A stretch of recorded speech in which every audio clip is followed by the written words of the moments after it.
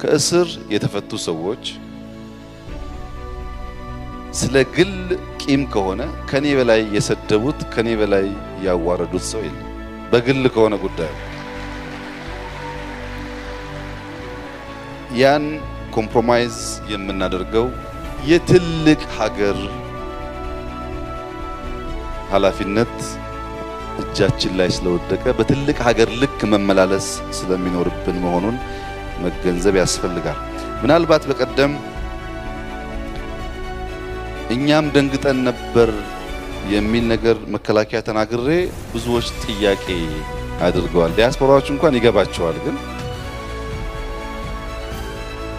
እና ይገርማቸዋል እኛም ደንግጠን ነበር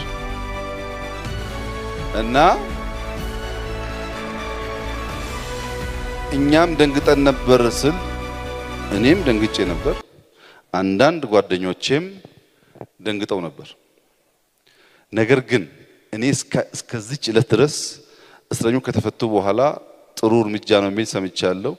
ሲታሰሩም እሰር ያለኝ መንግስት የለም፣ ሲፈቱም አንድም መንግስት የጠየቀኝ የለም። በነገራችን ላይ አንድም መንግስት እነዚህ ሰዎች ታስረዋልና ፍታ ብሎ የጠየቀኝ መንግስት የለም። ይሄም ነገራችሁ እውነት ነው። ከውጮች ጋር የሚያያዝ ጉዳይ አይደለም። ነገር ግን እስረኞቹን በሚመለከት እኛ ውስጥ በጣም ብዙ ንግግሮች ነበሩ። ሁሉን አላነሳም፣ አንድ ሁለቱን ብቻ ላንሳላችሁ። ለምሳሌ ደብረሲና ደርሰው እያሉ ጥቂት አመራሮች አሁን እስረኞች እንፍታ፣ ወያኔዎች ገብተው ከሚፈቷቸው እኛ እንፍታቸውና ኃይላችንን ሰብሰብ አድርገን አገራችንን እንከላከል የሚል ሐሳብ በቅንነት ያነሱ ሰዎች ነበሩ። ትላልቅ ኃላፊዎች አይደረግም፣ ወያኔ አዲስ አበባ እንዳይገባ እናደርጋለን፣ አይገባም፣ ከገባ ግን ራሱ ይፈታታል እንጂ የኢትዮጵያን ክብር በሚያዋርድ መንገድ እየተሸነፍን ነውና ብለን አንፈታም ብለን ወሰን። ለምሳሌ አንዱ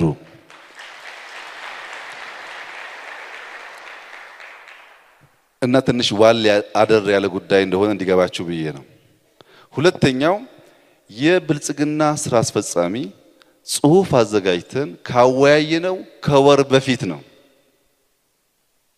አዲስ ሰርፕራይዝ አይደለም ለኛ።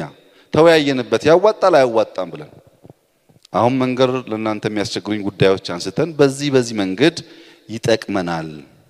የግል ቂም አይደለም፣ አገር ማጽናት አለብን። ጠላት ምናዳክመው በመውጋት ብቻ ሳይሆን አንዳንዴም መልካም ነገር በማድረግም ጭምር ነው ብለን ተወያየን። በሉ ይሄ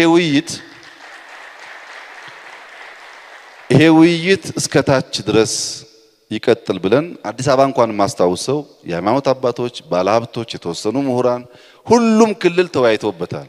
አሁን ደርሶ ድንገት ሆነብኝ የሚለው ጉዳይ ተቀባይነት የለውም። ተወያይተንበታል። ከወር በላይ አዲስ ነገር አይደለም። ወር ከቆየ በኋላ አንዳንዶች አዎ ተወያይቻለሁ ግን እንትና አልመሰለኝም እኔ ገለኝ አልጠበቅኩም ይላሉ። እውነቱን ለመናገር ፖለቲካሊ እስረኞችን በመፍታት እነዚህን ጉዳዮች እናሳካ ነው ያለው እንጂ እነማን ይፈቱ የሚለውን በቀደም ህዳሴ የሚኒስትሮች ስብሰባ እስካደረግንበት ቀን ድረስ እኔም አላቅም። ወስነናል እንፍታ ብለን አቃቢ ሕግ ሲያጠና ቆይቶ ዝርዝር አመጣል። እንንተናማ አይቻልም፣ እንንተና ይቻላል፣ እንንተና አይቻልም ተጨቃጭቀን የተወሰኑ ሰዎች ላይ ወስነን መጣን።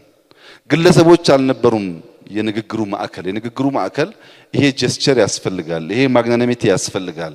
ዝም ብሎ ድርቅ ያለ ነገር ብቻ አርገን ሀገራችን እንዳንጎዳ የሚል ነው ሐሳቡ። አሁን በተፈቱ ሰዎች እኔ የተማርኩት ትልቁ ትምህርት እንኳንም ለዲሞክራሲ ብዬ እንኳንም ዲያስፖራዎች እንዳይከፋችሁ ብዬ እንኳንም አንዳንድ ኢትዮጵያ ወዳድ አክቲቪስቶችና ነጋዴ ዩቲዩበሮች እንዳይከፋቸው ብዬ የጦርነት እቅድ ያላወያየኋችሁ አወያይቻችሁ ቢሆን ኖሮ እውነቴን ነግራችሁ የጦርነት እቅዱን ተወያይተን ቢሆን ኖሮ እስካሁን ደብረሲናና ደብረ ብርሃን ውጊያ ነበር፣ አንላቀቅም ነበር። ምክንያቱም በጣም እቅዱ ምቹ አልነበረም።